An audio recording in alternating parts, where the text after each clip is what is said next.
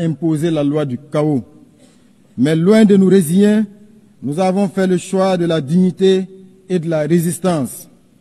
Sous le leadership du camarade président, le capitaine Ibrahim Traoré, nous avons décidé de prendre notre destin en main, en mobilisant nos forces de défense et de sécurité, appuyés par les volontaires pour la défense de la patrie, véritables héros du quotidien, en instituant le fonds de soutien patriotique, alimenté par les contributions volontaires de nos citoyens, de notre diaspora et des amis du Burkina Faso à travers le monde. Depuis 2023, ce fonds a déjà collecté plus de 413 milliards de francs CFA, preuve éclatante de l'unité et du sursaut patriotique de notre peuple. En engageant des réformes historiques pour atteindre la souveraineté alimentaire, réhabiliter nos terres, relancer notre production agricole et réduire notre dépendance aux importations. Ces efforts déployés par tout un peuple déterminé portent leurs fruits. Plus de 72% de notre territoire ont été reconquis, des milliers de déplacés internes regagnent leur localité, des écoles rouvrent, des services sociaux reprennent vie. Le Burkina Faso démontre ainsi qu'un peuple uni et debout peut surmonter les épreuves les plus dures.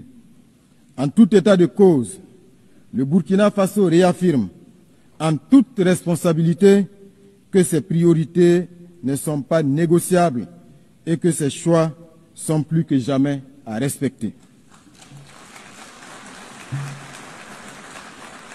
Mesdames et messieurs, nous inscrivons notre action dans le sens des vertus de la solidarité et de l'unité avec la conviction profonde qu'un peuple rassemblé autour d'un idéal commun peut accomplir de grandes choses. Les efforts conjugués de nos concitoyens de l'intérieur comme de la diaspora et leur adhésion enthousiaste à la dynamique impulsée nous confortent dans la justesse des choix que nous avons opérés sous le leadership du camarade président du Faso. L'engouement suscité par le Fonds de soutien patriotique et l'initiative présidentielle Faso-Mebo en est la parfaite illustration. Institué en 2023, en appui au plan d'action pour la stabilisation et le développement, le Fonds de soutien patriotique a pour vocation de mobiliser de manière endogène des ressources nationales supplémentaires afin de renforcer nos capacités de défense et d'investissement stratégique. Ce fonds a suscité une adhésion massive tant à l'intérieur du pays qu'au sein de notre diaspora. Madame la Présidente, la poursuite méthodique de nos réformes nous permet de saluer aujourd'hui des avancées majeures en matière de gouvernance économique, meilleure maîtrise des dépenses publiques, gestion optimisée des ressources humaines de l'État, rationalisation des charges institutionnelles et maintien d'un endettement viable.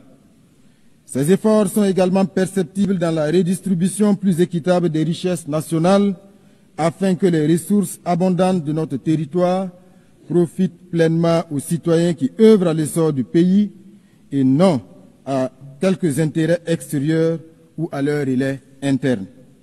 Malgré les difficultés inhérentes à la crise sécuritaire et humanitaire, les actions gouvernementales couvrant l'ensemble des secteurs de développement socio-économique enregistrent des succès notables.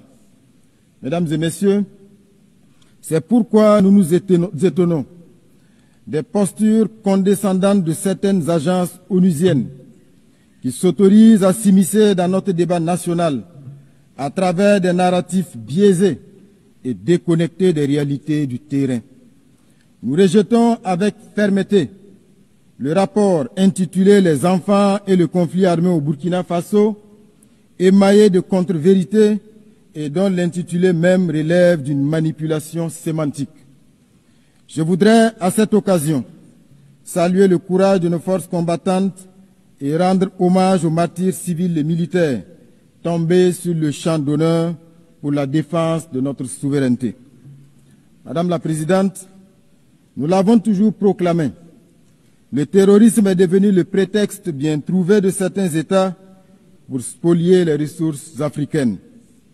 Ainsi, nos pays se retrouvent confrontés à des terroristes qui ne sont en réalité que des supplétifs d'armées étrangères prédatrices. Certains États d'ailleurs ne se cachent même plus pour revendiquer publiquement le soutien qu'ils apportent à ces criminels. C'est le cas de la France, du régime Macron, dont les médias publics, en plus de la désinformation quotidienne, sont devenus des relais de la communication des criminels, auteurs d'attaques lâches et barbares perpétrées contre de paisibles citoyens.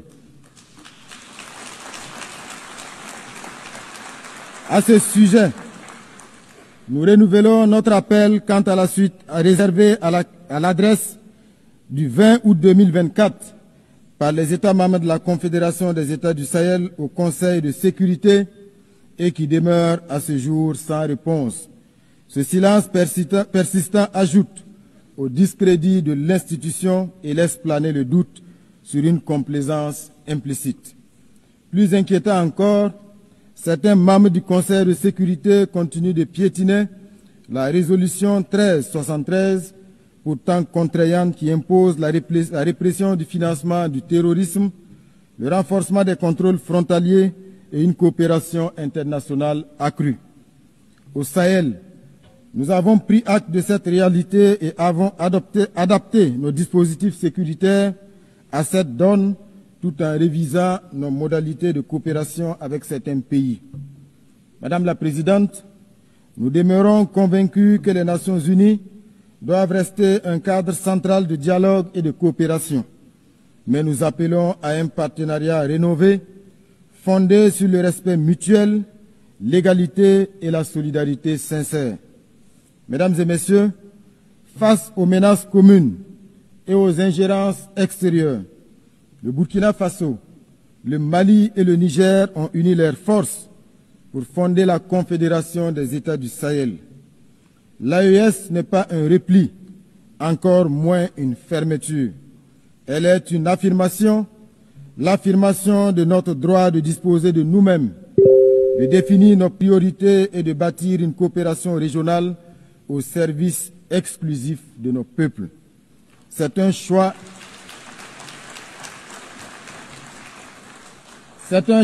de dignité. C'est le refus d'un système où nos pays servaient trop souvent de terrain de manœuvre pour des agendas extérieurs. C'est la volonté d'être acteur principal de notre histoire et d'écrire nous-mêmes l'avenir de nos enfants. L'AES s'inscrit dans la continuité du combat de figures panafricanistes telles que Thomas Sankara, Patrice Lumumba ou Kwame Nkrumah. Aujourd'hui, une nouvelle génération de leaders assume ce flambeau avec la ferme conviction inspirée du père de la Révolution d'août 1983 que seule la lutte libère. Madame la Présidente, l'Afrique, depuis 8 décennies, revendique légitimement sa place au Conseil de sécurité. Il est temps de réformer profondément notre organisation.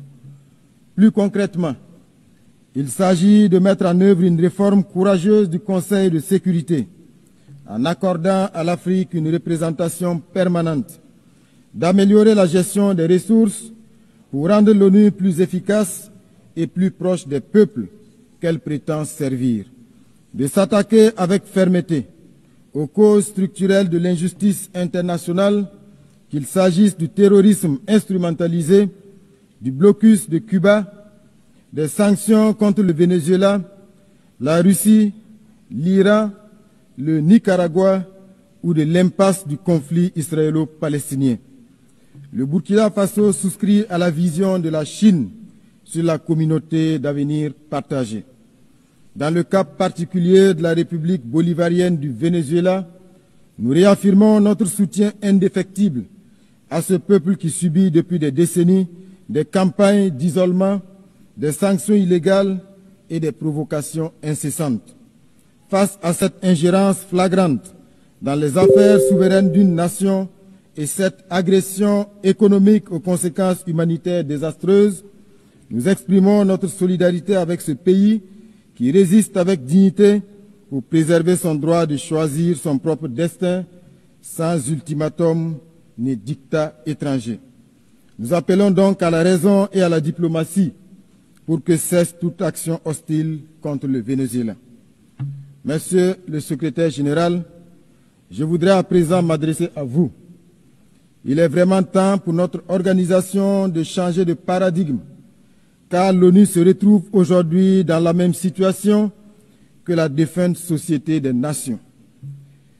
Elle est incapable d'imposer sa voix et faire respecter ses propres principes, incapable de faire appliquer ses décisions et résolutions aux puissants, incapable de faire respecter le droit international, incapable de régler les multiples conflits et incapable d'évoluer et de se mettre au niveau des défis actuels. Monsieur le secrétaire général, vous avez une belle occasion de rentrer dans l'histoire en prenant vos responsabilités pour une transformation en profondeur de cette organisation qui a suscité à sa création tant d'espoir.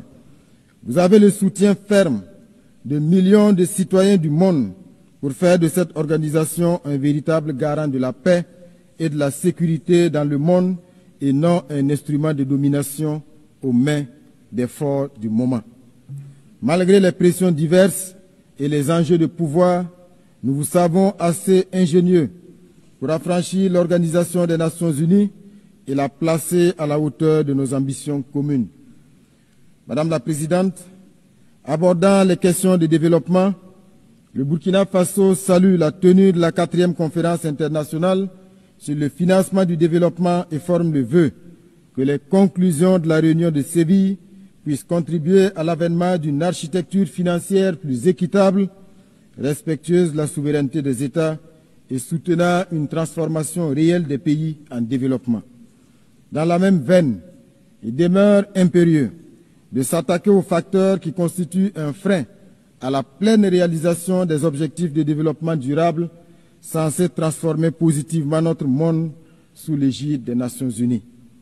Mesdames et Messieurs, 80 ans après la Charte des Nations Unies, notre organisation est loin d'avoir répondu aux espoirs de 1945. 80 ans après, le monde est plein d'injustices et de souffrances et les risques d'un autre conflit généralisé se précisent et sont source d'inquiétude pour l'avenir. Mais il n'est pas trop tard pour redonner à notre maison commune l'élan qui lui manque. Le Burkina Faso, fidèle à son héritage panafricaniste, réaffirme sa foi en un multilatéralisme rénové, juste et équitable. Nous sommes résolus à défendre notre souveraineté et notre dignité, mais nous tendons la main à toutes les nations éprises de justice, de liberté et de solidarité. Vive l'Organisation des Nations Unies réformée et crédible. Vive la Confédération des États du Sahel.